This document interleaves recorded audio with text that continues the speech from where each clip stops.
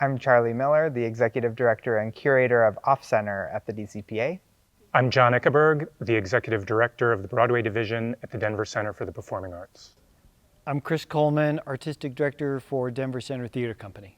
I'm usually working roughly a year and a half to 2 years out, and hope to wrap things up about roughly a year and a half out from the beginning of the season. It's not as easy as just looking at a menu, sitting down one day and going, okay, here's the 20 shows to choose from. I'll take A, B, C, and put them here. I do sort of think of a subscriber being someone who, if they didn't get a chance to go to New York, they get a season that sort of represents what's happening. 18 months is a good kind of timeline to kind of think about.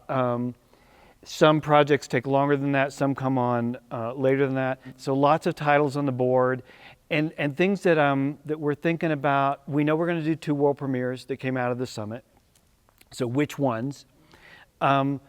We're probably going to do a classic. So is it a Shakespeare year? Is it a not Shakespeare year? This year is an American classic year. So we're doing Cat on the Hot Tin Roof. So we're looking at all of that, and then we look at a bunch of budget numbers, and then eventually come up with a season and announce it. How's that? It's great. Okay, great.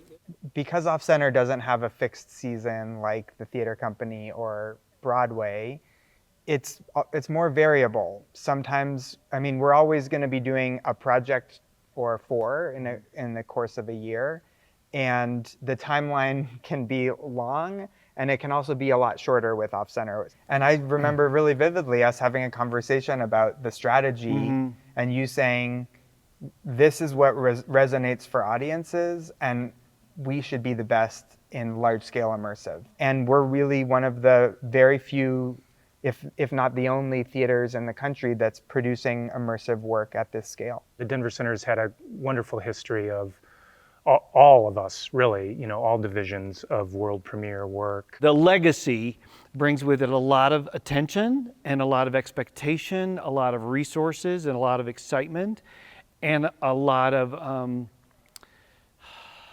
criticism. My favorite subscriber feedback from last season was from a woman named Lorna, who's been coming since day one.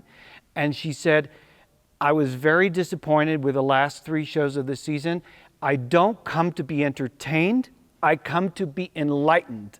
And I thought, okay, you're my favorite subscriber ever, because everybody's usually saying the opposite. I want to just be entertained. And so I love that she said we were being too entertaining. What's sort of fun is when you go into a new show that you really don't know what it's about. Maybe the title is new and it's not based on existing material. And so those shows are fun because folks really don't exactly know what they're coming to.